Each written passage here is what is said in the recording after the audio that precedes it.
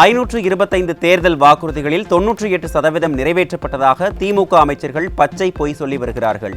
சூளகிரி ரவுண்டானா பகுதியில் நடைபெற்ற எழுச்சி பயணத்தின் போது அதிமுக பொதுச் செயலாளர் பேச்சு. 21 சட்டமன்ற பொதுத் தேர்தலில் 525 அறிவிப்புகள் வெளியிட்டாங்க. இன்றைக்கு முதலமைச்சர் ஸ்டாலின் சொல்லுகிறார், திரு ஸ்டாலின் அமைச்சர்கள் குறிப்பிடுகின்றார்கள், அவர்கள் அறிவிக்கப்பட்ட அறிவிப்புகளில் 98% நிறைவேற்றப்பட்டதாக ஒரு பச்சை பொய்யை இன்றைய தினம் பேசி வருகிறார். அப்படியே நிறைவேற்றிருக்கிறாங்க.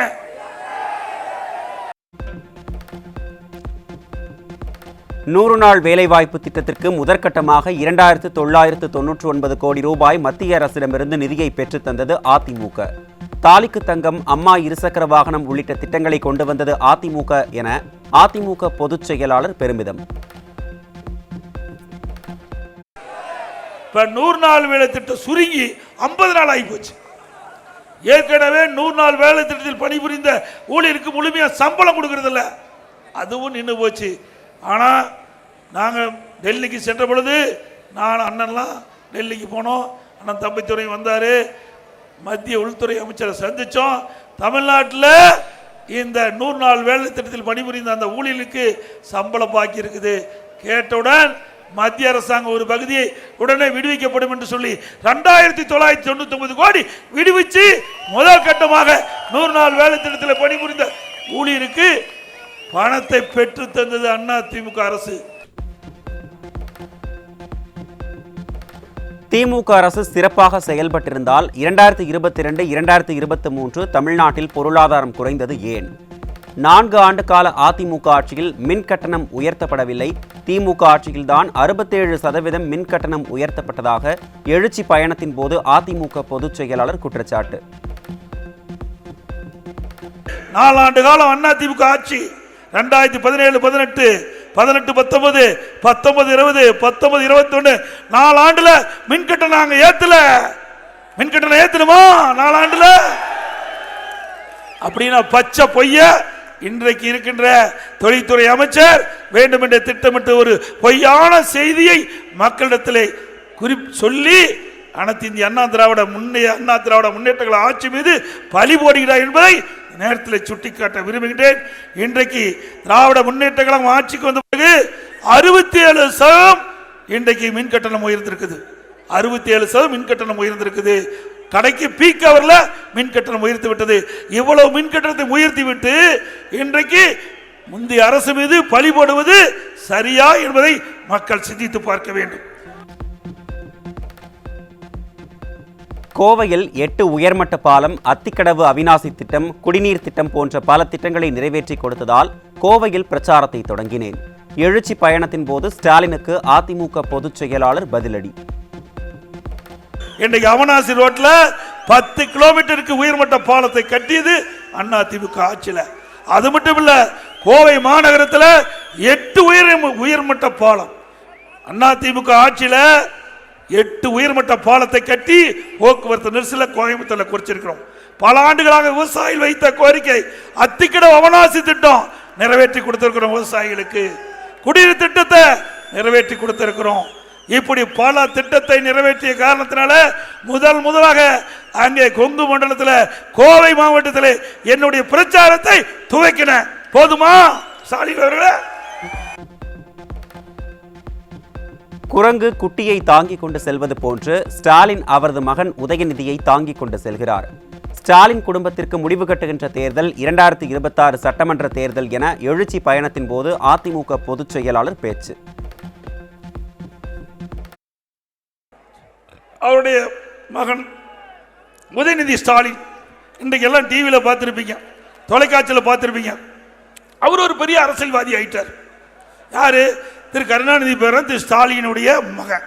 வேற என்ன அடையாளமாவது இருக்குதா? அந்த கட்சிக்கு ஏதாவது உழைச்சி ஜெயிலுக்கு போயிருக்காரா? ஒண்ணுமே கிடையாது. என்ன ஒரே ஒரு அடையாளம், திரு ஸ்டாலினுடைய மகன் திரு கருணாநிதி பேரன். இந்த அடையாளத்தை வச்சு துணை முதலமைச்சர் ஆக்கிட்டார். எங்க போனாலும் இந்த குரங்கு குட்டியை தாவிட்டு போப்பாரு, குரங்கு குட்டியை தாவிட்டு போப்பாரு. அது மாதிரி ஸ்டாலின் மகனை தாங்கிட்டு போறாரு.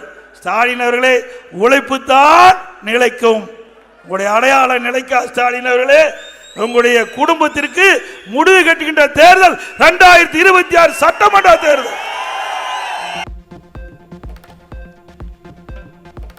நச்சு வார்த்தைகளால் கொட்டி தீர்க்கும் RS பாரதிக்கு அதிமுக பொதுச் செயலாளர் எச்சரிக்கை.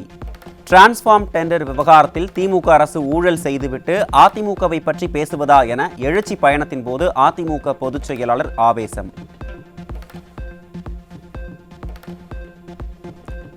மக்களை காப்போம், தமிழகத்தை மீட்போம் எழுச்சி பயணத்தை கண்டு அதிர்ந்து போயிருக்கிறார் ஸ்டாலின். அதிமுக பாஜகவுடன் கூட்டணி வைத்த உடனேயே ஸ்டாலினுக்கு பயம் வந்துவிட்டது என எழுச்சி பயணத்தில் அதிமுக பொதுச் செயலாளர் விமர்சனம்.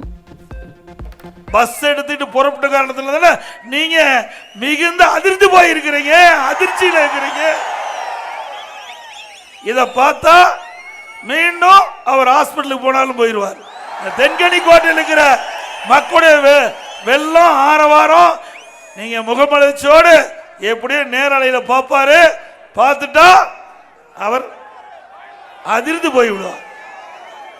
ஸ்டாலின் எப்பொழுது பார்த்தாலும் பேசுகிறார்.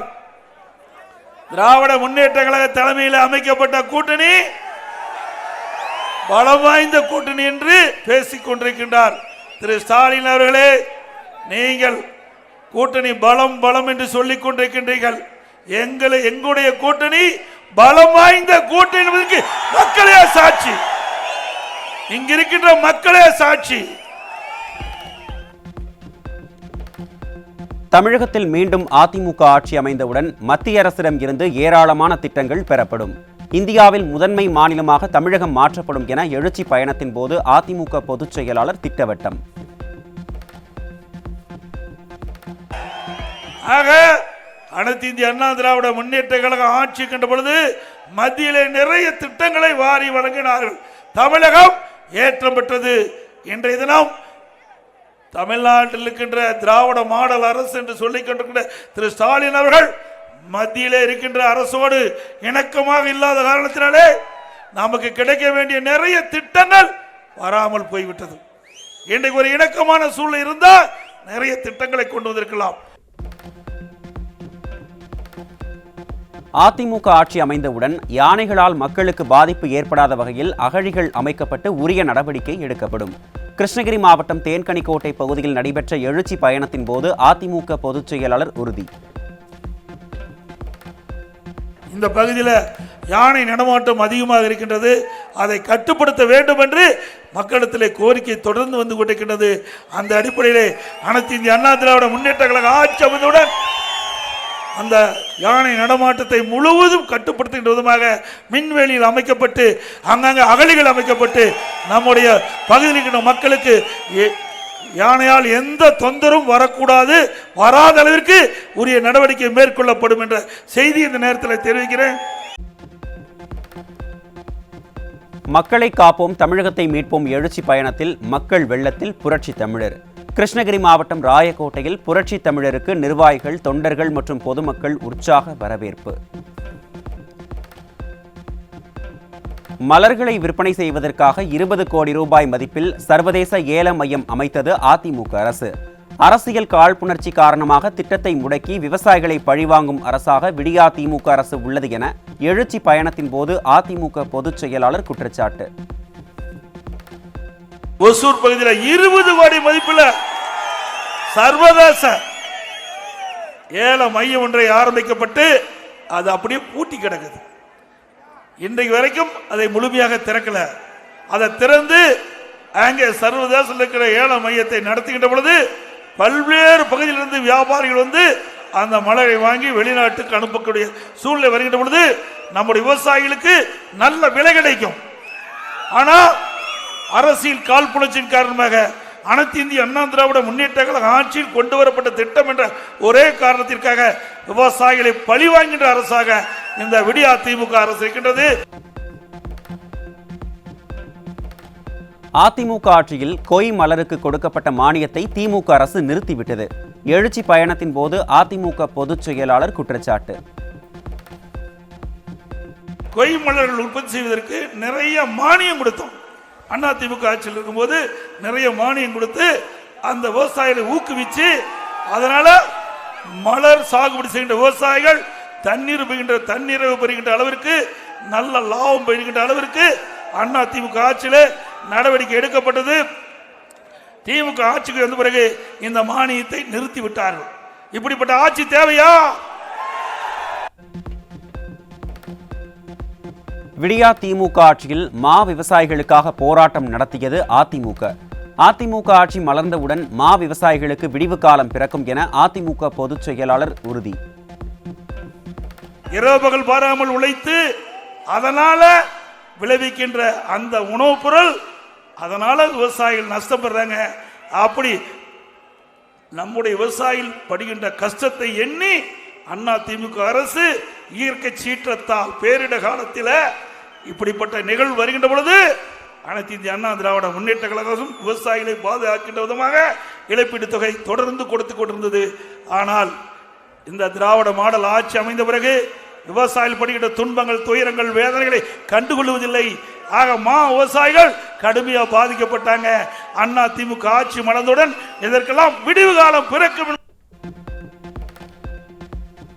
நீட் தேர்வில் 7.5% உள் இடஒதுக்கீட்டில் மருத்துவம் மற்றும் பல் மருத்துவம் படிப்பதற்கு தேர்வு செய்யப்பட்ட எடப்பாடி சட்டமன்ற தொகுதியைச் சேர்ந்த மாணவ மாணவிகள் கழக பொதுச் செயலாளர் எடப்பாடி கே பழனிசாமியை நேரில் சந்தித்து வாழ்த்து பெற்றனர்.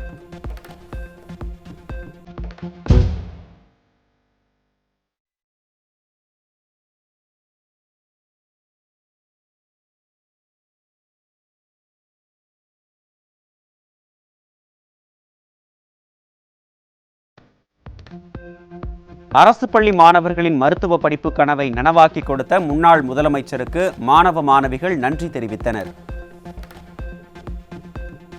சேலம் புறநகர் மாவட்டத்தில் இளைஞர் இளம்பெண்கள் பாசறையில் புதியதாக இணைந்த 60,000க்கும் மேற்பட்டோருக்கு உறுப்பினர் அட்டை வழங்கும் பணியை துவக்கி வைத்தார் கழக பொதுச் செயலாளர் எடப்பாடி கே பழனிசாமி. சேலம் நெடுஞ்சாலை நகர் இல்லத்தில் நடைபெற்ற நிகழ்ச்சியில் முதற்கட்டமாக 100 பேருக்கு உறுப்பினர் அட்டையை வழங்கினார்.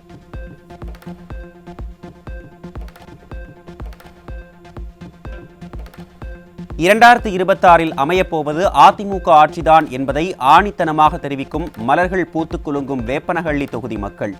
தனது ஆட்சியின் அவலத்தை மறைக்க திமுக செய்யும் தில்லுமொழிகளை எல்லாம் நம்ப மக்கள் இனியும் தயாராக இல்லை என அதிமுக பொதுச் செயலாளர் அறிக்கை.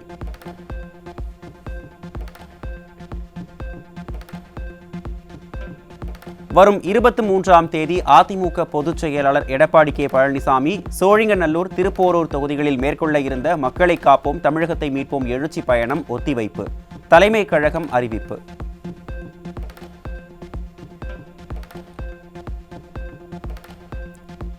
வாழ்வாதாரத்திற்காக போராடும் தூய்மை பணியாளர்களிடம் பேச்சுவார்த்தை நடத்தி தீர்வு காண திமுக அரசு முயற்சிக்கவில்லை என்று முன்னாள் அமைச்சரும் அதிமுக தலைமை நிலைய செயலாளருமான SP வேலுமணி குற்றச்சாட்டு. கடந்த அதிமுக ஆட்சியில் 17,000 தூய்மை பணியாளர்களை பணி நிரந்தரம் செய்து பணி உயர்வு உள்ளிட்ட பல்வேறு வசதிகளை ஏற்படுத்தி கொடுத்தது போல் 2026 மீண்டும் அதிமுக ஆட்சி அமைந்ததும் அவர்களின் கோரிக்கை நிறைவேற்றப்படும் என உறுதி. தூய்மை பணியாளர்கள் அந்த போராட்டத்தை உடனடியாக அரசு அதே போல சம்பந்தப்பட்ட அமைச்சர் அதே போல முதலமைச்சர் கூப்பிட்டு உடனடியாக தீர்த்து வைக்க வேண்டும். இதெல்லாம் இந்த சூழ்நிலை எல்லாம் இன்றைக்கு இந்த ஆட்சியில் செய்வதே இல்லை. கண்டிப்பாக 2026 எடப்பாடி முதலமைச்சராக வரும்போது இந்த மாதிரி சூழ்நிலைக்கெல்லாம் முடிவு காணப்படும். வேலூரில் மக்களை காப்போம் தமிழகத்தை மீட்போம் எழுச்சி பயணத்தின் முன்னேற்பாடுகள் குறித்து முன்னாள் அமைச்சரும் அதிமுக தலைமை நிலைய செயலாளருமான SP வேலுமணி தலைமையில் ஆலோசனை. கடந்த 4.5 ஆண்டு கால திமுக ஆட்சியில் எவ்வித மக்கள் நலத்திட்டங்களும் செயல்படுத்தப்படவில்லை என்று முன்னாள் அமைச்சர் SP வேலுமணி தாக்கு.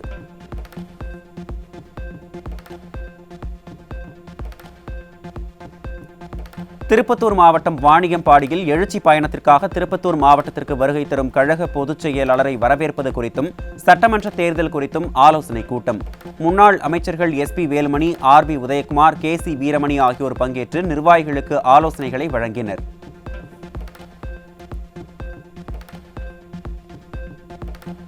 நீலகிரி மாவட்டம் கூடலூர் அருகே 5ஆம் வகுப்பு படிக்கும் 3 மாணவிகளுக்கு பாலியல் தொல்லை தந்த 3 முதியவர்கள் சிக்கினர்.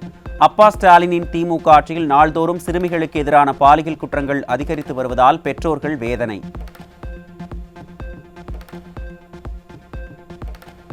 கிருஷ்ணகிரி மாவட்டத்தில் கடந்த 2024 ஏப்ரல் முதல் 2025 மார்ச் வரை மொத்தம் 545 இளம் வயது கர்ப்பங்கள் அதிகரித்துள்ளதாக அதிர்ச்சி தகவல்.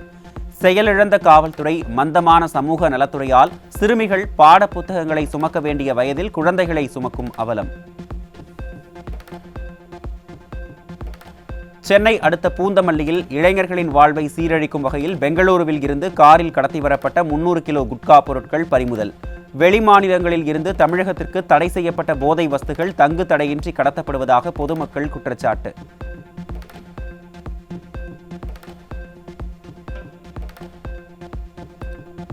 கடலூர் மாவட்டம் விருத்தாச்சலம் அருகே இளைஞர்களின் வாழ்வை சீரழிக்கும் வகையில் கஞ்சா கடத்தியவர் பிடிபட்டார். ஸ்டாலின் ஆட்சியில் தமிழகத்தில் கஞ்சா உள்ளிட்ட போதைப் பொருட்கள் புழக்கம் அதிகரித்துள்ளதாக பொதுமக்கள் குற்றச்சாட்டு.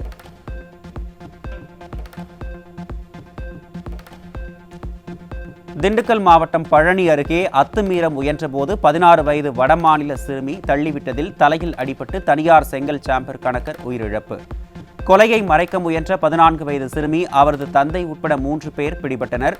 செயலிழந்த காவல்துறையால் சிறுமிகள் மீதான பாலியல் குற்றங்களும் கொலைகளும் அதிகரிப்பு.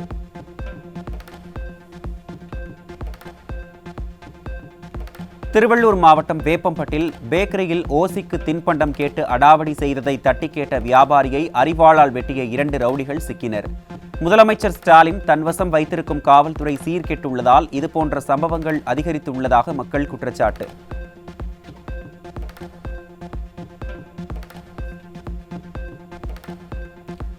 பாலாறு மாசுபாட்டை தடுக்க கோரிய வழக்கில் ஸ்டாலின் அரசுக்கு குட்டுமேல் குட்டு வைத்த உச்சநீதிமன்றம். உயர் பதவியில் இருக்கும் அதிகாரிகள் பாலாறு மாசுபடுவதை தடுக்க தவறிவிட்டீர்கள் எனவும் இது குறித்து என்ன மாதிரியான நடவடிக்கைகள் எடுத்தீர்கள் என்பதை தெரிவிக்கவும் ஸ்டாலின் அரசுக்கு உச்சநீதிமன்றம் உத்தரவு.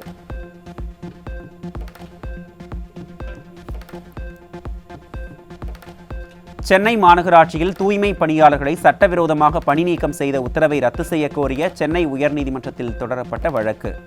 தூய்மை பணியாளர்கள் போராட்டம் குறித்து உண்மைக்கு புறம்பான தகவல்களை தமிழக அரசு தரப்பு வழக்கறிஞர் நீதிமன்றத்தில் தெரிவிப்பதாக மனுதாரர் தரப்பு வழக்கறிஞர் வாதம்.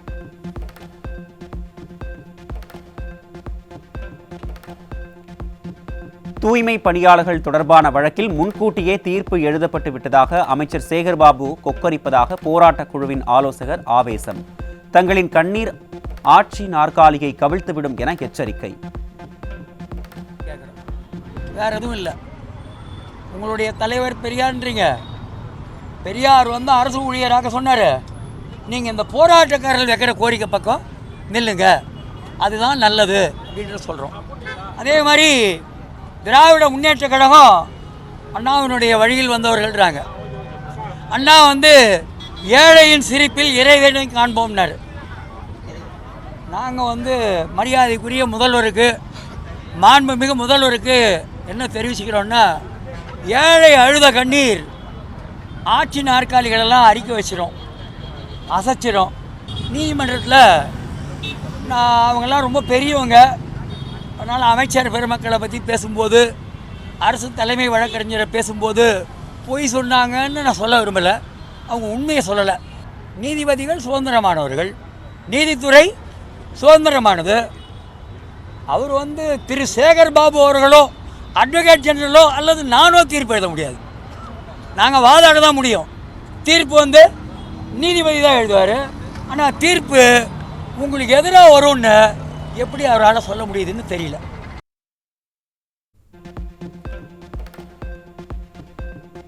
சென்னை மாநகராட்சி தூய்மை பணியாளர் பணி நிரந்தரம் உள்ளிட்ட கோரிக்கைகளை வலியுறுத்தி வெயிலிலும் மழையிலும் இரவு பகலும் என தொடர் போராட்டம்.